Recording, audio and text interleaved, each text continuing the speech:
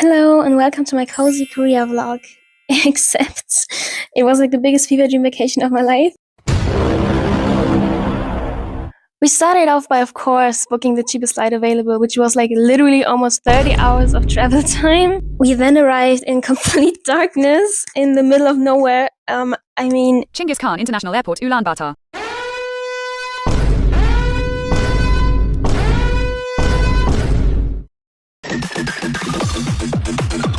By the way, what does it say about me that I posted about being in Mongolia on a random ass Monday in the middle of October and the story response I was getting was a casual, "You're always chilling at the most random places. I love that." Also, when I just looked at the airport again, it said it was permanently closed. What? Maybe it was all just a dream. I mean, the language already sounded pretty fake if you ask me. Өөрийн аюулгүй байдал тавдахыг хангах боломжтой.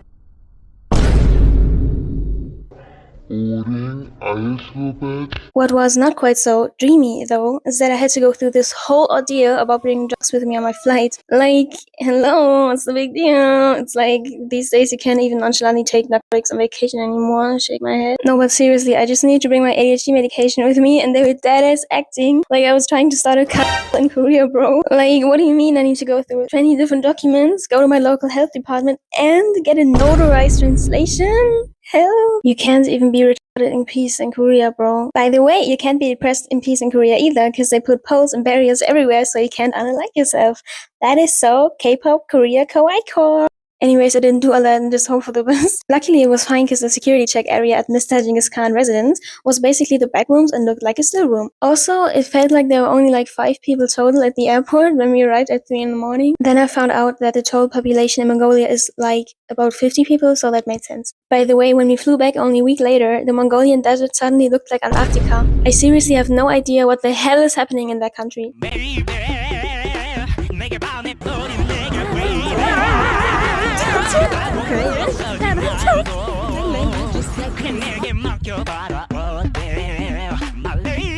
Hello and welcome to part 2 of my Feverdream Korea vlog series. In part 1, we already talked about our human trafficking experience in Mongolia and how we smuggled drugs over the border to Korea, so maybe check it out afterwards. Anyways, so this time we'll finally be at our actual destination.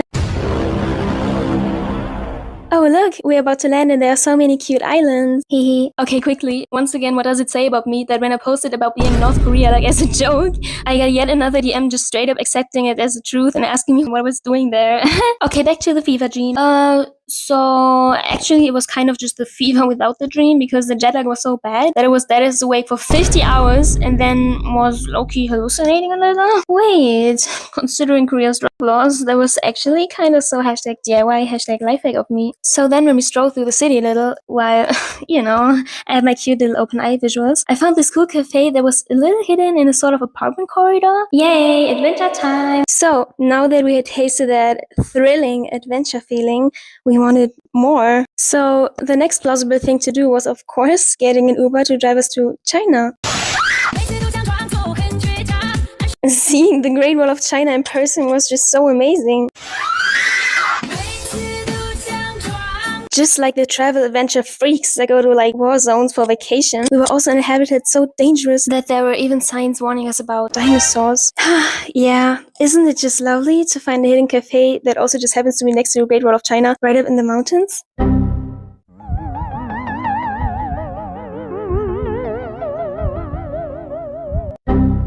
It's so lovely until you realize no Uber will pick you back up on this location once it gets dark and you have to figure out how to somehow get back down from this mountain.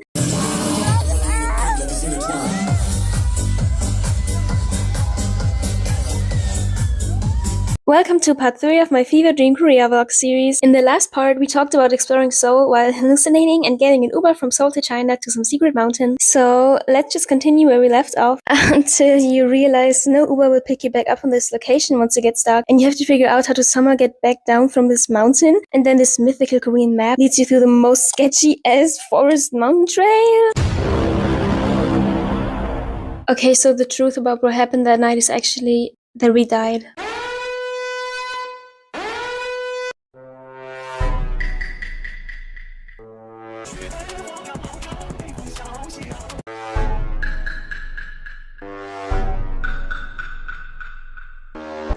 Well, Well, getting back from a mountain in a foreign country is one thing, but how about getting back from the foreign country in general? Because we low-key, high-key forgot our flight date and then we were kind of homeless in Seoul for one night.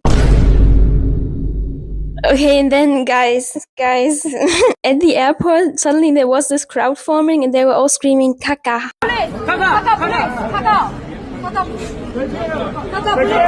Sorry for being juvenile, but that was low-key so fucking funny to me. Anyway, so then as it turned out, Mr. Kaka was like kind of the most famous person I'd ever met in my life, lol. Last but not least, on our flight back, I think we saw North Korea from above and it gave us an existential crisis. North Korea is one of my guilty pleasure hyperfixations.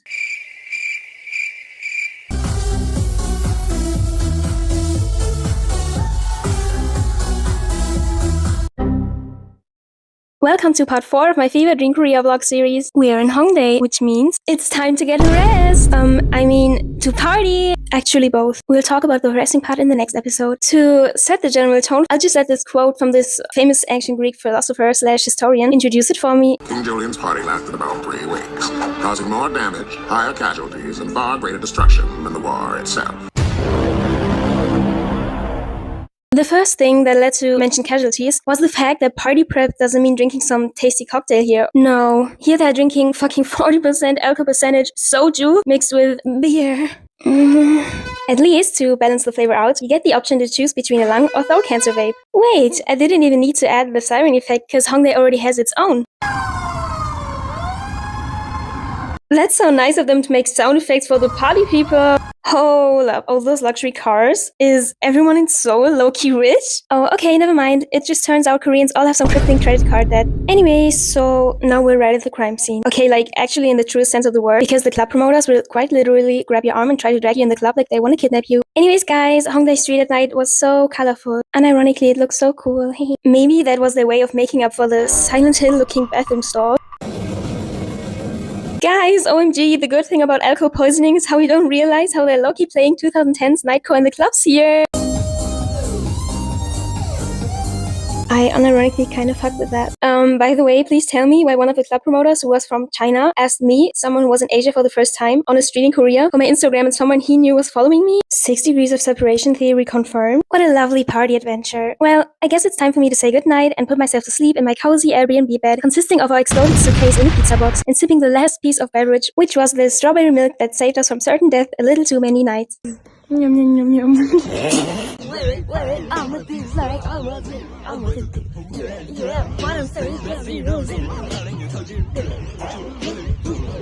Welcome to part 5 of my Korea Feverdream vlog series. Last time in Hongdae, we talked about partying and alcohol poisoning, so now there's only one puzzle piece missing to complete the classic Hongdae experience, the men. And this time we're going to do a ranking of our top 4 Hongdae men encounters. Each place it gets weirder. 4th place. So, you know how in Korea, tattoos are still like super frowned upon? Well, this one Hongdae guy we hung out with had a butterfly tattoo, which, given South Korea's society, I assumed would have some sort of deep meaning. So I asked him about it, and he deadass responded, "Oh, I just got this, so girls would talk to me because they like butterfly tattoos." At least he was honest, and unfortunately also right. Place 4.5 goes to his friend, because after us hanging out for a couple of hours only this one evening, he kept texting my bestie, inviting her for dinner, and saying he'd leave his girlfriend for her. With proof? What the fuck? 3rd place. Okay, fake news alert, because I said top 4 Hongdae guys, but on the literally very first day we went into this one club, there were those 3 Japanese motherfuckers that literally went feral upon seeing us and started circling us. Like, after a while we were also just sitting on this club sofa and they squeezed themselves next to us and were like competing on who gets to give us their phone to see the Google Translate message first, and 90% of it just didn't make sense. No communication, just ooga booga vibes. After this initial reaction, we did what would be the most sane thing to do, of course, and left the club to go home. Except we didn't actually do that and went to hang out with them in their hotel, which surprisingly had this amazing view, by the way. And then at one point I just needed like to pee, and they knocked on my door repeatedly asking if they could watch. Hashtag least freaky Japanese moment. And then bro, I was on the brink of dying of thirst and asked them for some water, and they said of course, and then handed me the only beverage they had left, which was this 5% cider, and then I drank it because there was nothing else.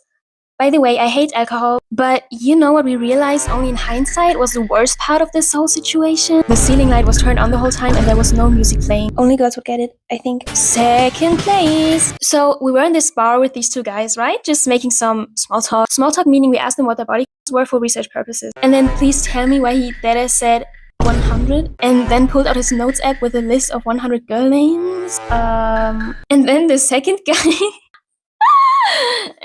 I'm not even gonna explain. Just.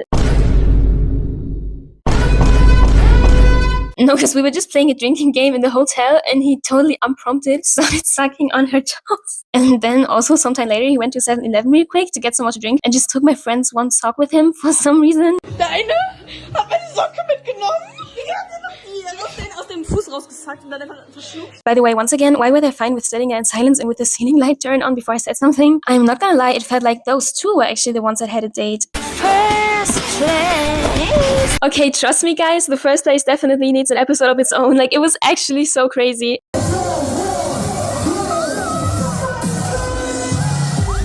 Welcome to part 6 of my Korea Feverdream vlog series. Last time, we were talking about places 42 in our Hongdae Men encounters ranking, which included freaky having Japanese, Hongdae guys, and one guy with a foot fetish, among other things. If you're wondering, how could this even be topped? What is going on? Looking back, I don't even know what the fuck was going on either, but it was the funniest and craziest night and our favorite memory of the whole trip. So, here we go. Top 4 Hongdae Men encounters. First place!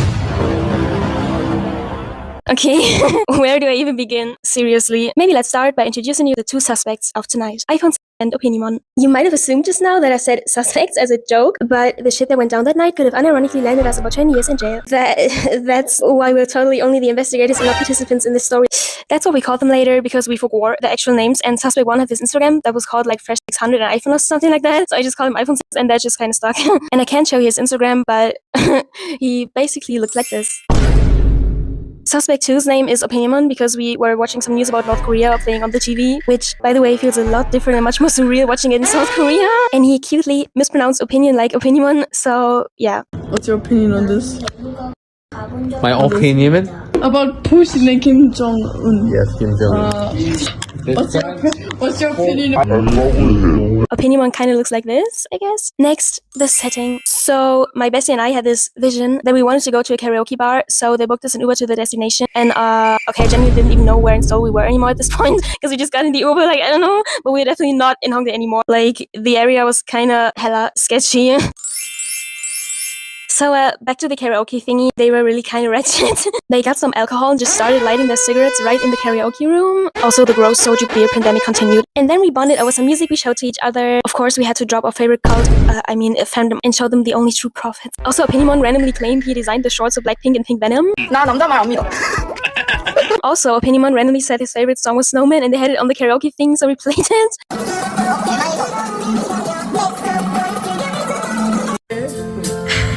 Einfach die Hintergrundsound. Hallo. The background. Okay guys, from this point forward, I low-key don't know how to tell you about half of this story without getting an entry ban into South Korea, like that is. So you have to, you know, kind of read between the lines, okay?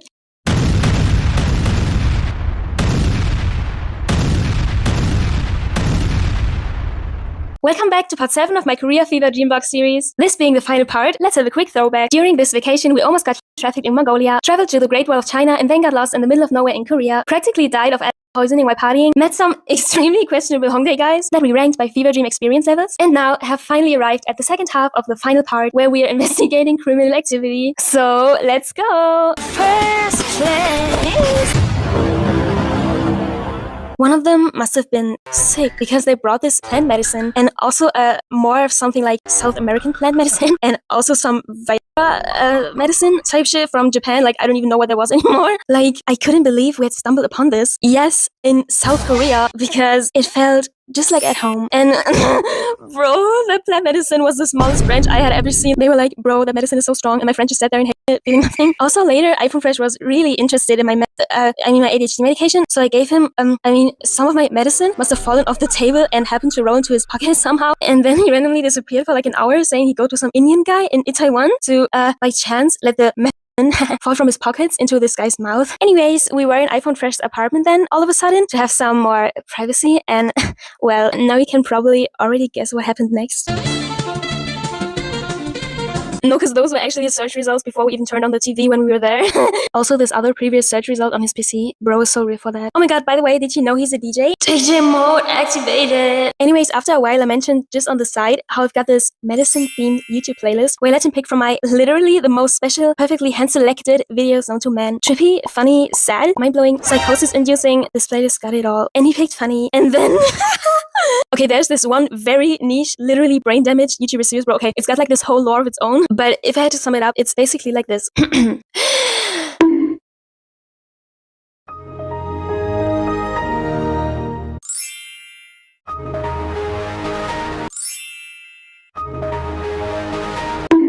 And literally, they were so intrigued by this shit, understandably, that we watched it for 2 whole hours. Es ist 6 Uhr morgens. Wir gucken diese Scheiß-Sendung, Digga. Und die sind so, der ist noch interessiert. Die sind immer interessiert, Digga. Die nehmen das so ernst. I think the director is. I think genius. He make new. He made the trashiest show of all time. I never seen this kind of. I think if he did it on purpose, he's a genius. Ever in my life.